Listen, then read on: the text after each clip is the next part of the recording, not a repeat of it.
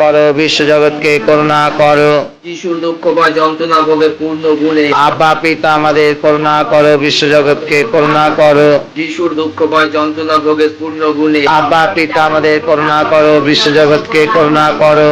যিশুর দুঃখময় যন্ত্রণা ভোগের পূর্ণ গুণে আব্বা পিতা আমাদের করুণা করো, বিশ্বজগৎকে করুণা করো। যিশুর দুঃখময় যন্ত্রণা ভোগের পূর্ণ গুণে আব্বা পিতা আমাদের করুণা করো, বিশ্বজগৎকে করুণা করো।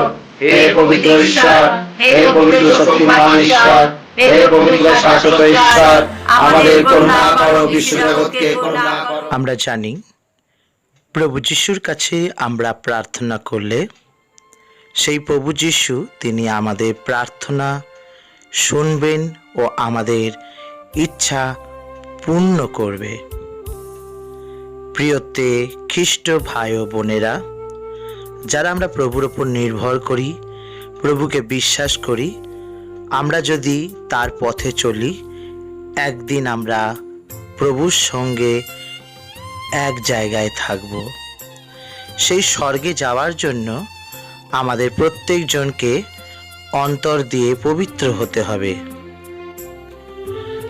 তাহলেই আমরা একদিন সেই স্বর্গধামে প্রভু যিশুর সঙ্গে মিলিত হব।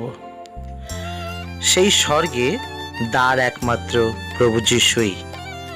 তিনি বলেন, আমি পথ, আমি সত্য ও আমি জীবন। যিশু আসার পর থেকেই স্বর্গের দ্বার খুলে গেল। তার আগে একজনও এই পৃথিবী থেকে স্বর্গে যেতে পারেননি। আসুন সেই প্রভুর বাক্য শুনি। কেবল সেই মনুষ্যপুত্র ছাড়া আর কেউ স্বর্গে ওঠেনি, আর তিনি স্বর্গ থেকে নেমে এসেছেন। মোশে যেমন মরু এলাকায় সেই সাপকে উঁচুতে উঠিয়েছিলেন, তেমনি মনুষ্যপুত্রকেও উঁচুতে উঠতে হবে, যেন যে কেউ তার উপর বিশ্বাস করে সে অনন্ত জীবন পায়। ঈশ্বর মানুষকে এত ভালোবাসলেন যে তার একমাত্র পুত্রকে দান করলেন, যেন যে কেউ সেই পুত্রে বিশ্বাস করে সে বিনষ্ট না হয়, কিন্তু অনন্ত জীবন পায়। ঈশ্বর মানুষকে দোষী প্রমাণ করবার জন্য তার পুত্রকে জগতে পাঠান নেই, কিন্তু উদ্ধার করবার জন্য।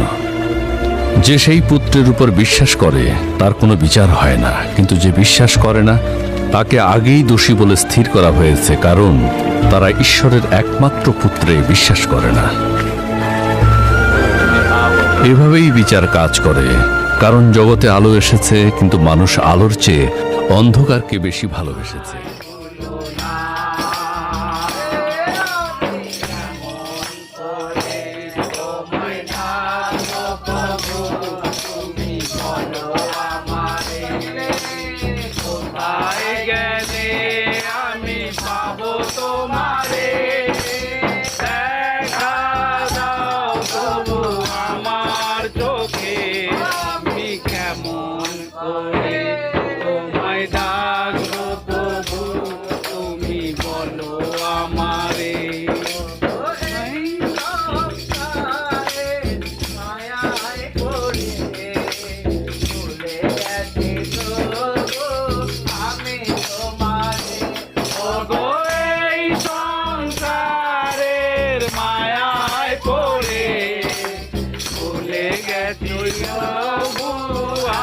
তোমারে না না না না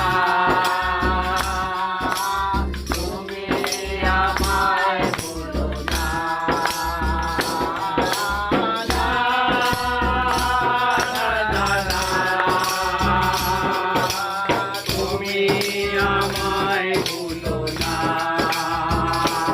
আমি কেমন করে তোমায় ডাকবো প্রভু তুমি বলো আমারে কোথায় গেলে আমি পাবো তোমারে